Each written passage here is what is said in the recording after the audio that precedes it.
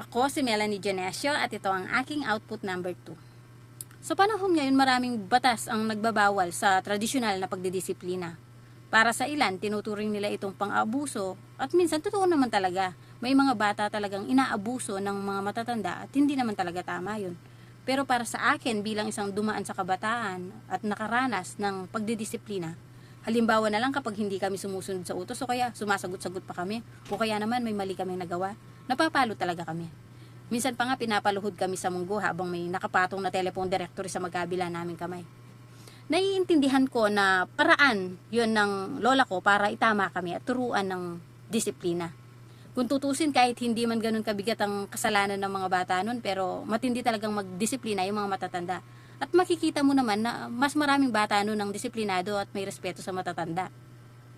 Bilang isa na rin akong magulang ngayon, para sa akin, ang pamamalo bilang disiplina ay hindi palaging masama. Depende sa intensyon at paraan. Pero dahil din sa umiiral na batas, nalilimitahan ng mga magulang at guro. Dahil dito, nawawalan na ng respeto yung mga kabataan. Minsan makikita mo sa mga balita, yung mga karahasan, pambubuli, at saka yung mga kawalan ng respeto nila.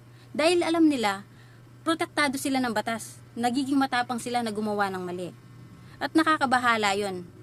Kapag napapanood ko yun, nababahala talaga ako. Bilang magulang, ayokong maranasan o matutunan ito ng mga anak ko. Gusto ko yung mabuti lang para sa kanila. Kaya para sa akin, hindi dapat ipagbawal ang tradisyonal na disiplina.